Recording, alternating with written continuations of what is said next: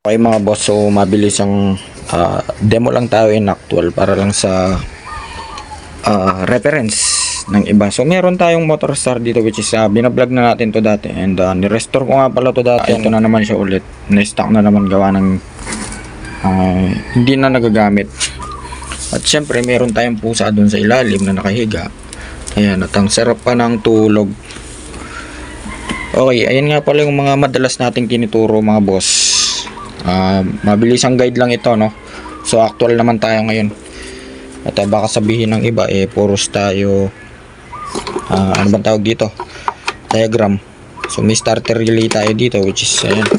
So present yung mga wirings na lagi nating tinuturo.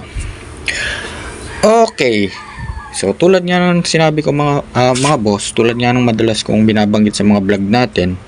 So dito tayo lagi nag-umpisa sa stator. So meron tayong hindi nga pala natin makita, so kailangan pa natin baklasin tong mga tornicles na to, mga size 8. Well, nakalitaw naman yung socket ng ating stator which is ito nga, ayan, makikita nyo naman nanggaling yan dun sa loob. At ito nga pala yung wires ng ating gear sensor switch. So kapag ka nagcambio tayo, yun, nawawala na yung cambio nya, missing na. So plano nga pala natin tong buuhin ulit.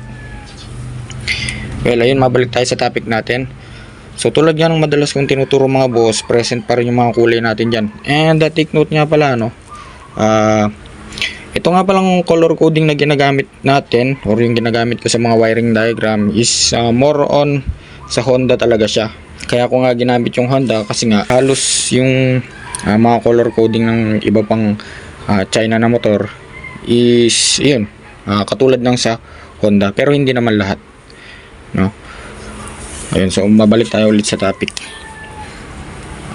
Yan, kung mapapansin nyo mga boss, AC type nga pala ito, no? Ibig sabihin kahit wala siyang battery, andar. Pero sa status nitong motor na to ngayon, hindi ko pa siya napapa-andar gawa ng bisip. Ayun, so dito na tayo sa black na may stripes na red na wire. So nakahiwalay siya sa ating socket. So ibig sabihin yung pinaka main common na makikita naman natin yan dito sa CDI. Ayun, yan yung ating CDI, black na may stripes na red. Ayan, oh. Next naman is yung blue which is yung galing sa pulsar natin. Yun, yan yung blue na yan. So ito yan, papunta lang din yan dito sa CDI. Next yung ground, syempre yung ground. At may nakapagtanong nga pala mga boss, ano, na kung para saan ba daw yung ground. So yung isang circuit kasi natin, for example itong busina, hindi tutunog ang isang busina kapag positive lang. So para mabuo yung isang circuit, kailangan meron tayong positive at negative. Okay, so ganun lang kasimple yun. Next naman dun sa may yellow, so mapapansin nyo mga boss, dalawa yung yellow. So tulad nga ng sinasabi ko lagi or madalas, yung isa dyan is charging at yung isa dyan is light coil. So para matrace nyo kung alin yung light coil dyan or charging, so sundan nyo lang yung karugtong niya na socket. Kasi pagdating dito mag-iiba yung kulay niyan. Yun, ito, yan, hugot pa nga.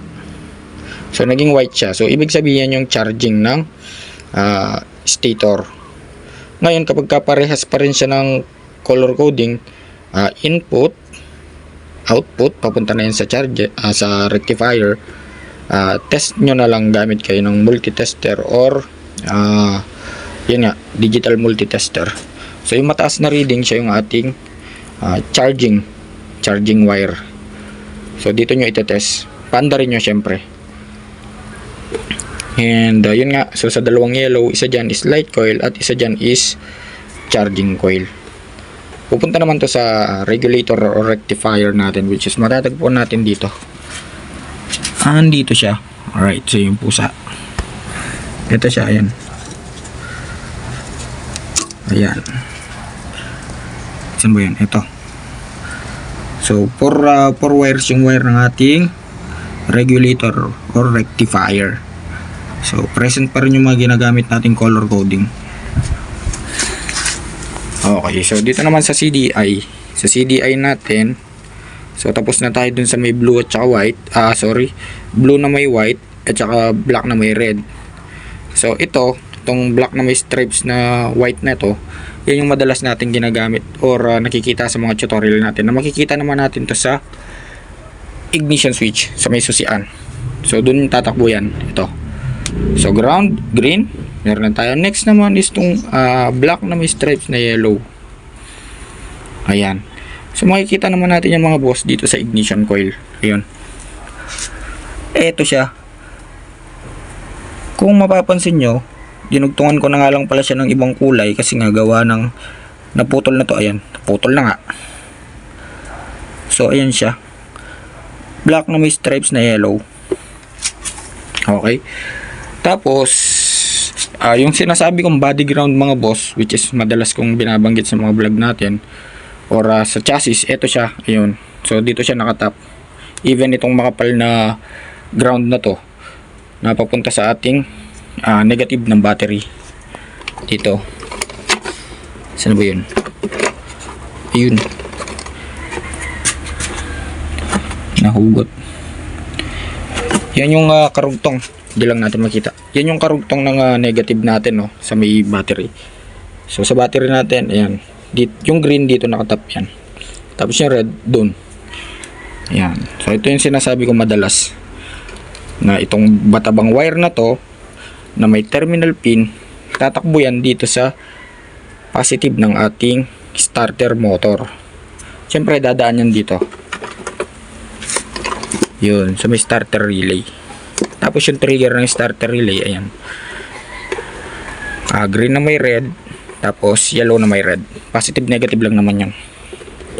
At ito nga yung madalas nating sinasabi mga boss, yung manipis na wire, ayan, na tumawid sa fuse, at itong karugtong nya pupunta na yan sa ignition switch. So ganun lang kasimple. Ayan. At pagkatapos yung iba dyan mga boss, sa ibang ano na yan, sa ibang mga wirings na yan, ngayon kung magpapaandar kayo ng motor, yun, so umpisa nyo dito sa stator, sa CDI, at saka sa ignition coil. So yun lang naman yung tatlong parts na yun yung importante para mapaandar natin yung motor, na hindi na natin kailangan ng battery. So mapapaandar naman natin tong motor na to gawa ng stator drive or AC type itong motor. Ayan.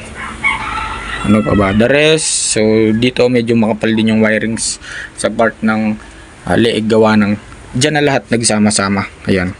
Kasi ang harness na yan, puro wire na yan. Okay, ano pa ba? So yan, hindi naman kayo malilito dito mga boss. Kapag magpapalit kayo or magwa-wiring kayo, ang lagi nyo lang uunahin is itong stator. So wiring nito, 5 wires to, and magkakulay naman yan sila. So kapag binunot natin to, okay, ayun, so may kakulay din naman yan, hindi kayo malilito dyan. So may blue siya, may blue dito. Ayan, magkatulad lang naman yan mga boss, hindi kayo malilito dyan. Tapos dito, pagdating sa CDI, makikita nyo rin naman yan, yung pin ng CDI natin is pit na pit dito sa mismong CDI. So wala siyang katulad na socket dito. So bali hanggang dito na lang siguro mga boss. At yung makina natin andito pa rin. Yun. Hindi pa natin ito magawa ng tutorial, gawa ng medyo busy pa tayo. So ito yung makina natin na binili. At yun pa nga pala yung Raider FI natin na hindi pa rin natin na i-vlog, ano. Okay, so bali hanggang dito na lang mga boss. Abangan nyo yung mga vlog natin sa susunod. Sa mga nagre-request nga pala ng wirings ng Raider FI, abangan nyo lang. Okay.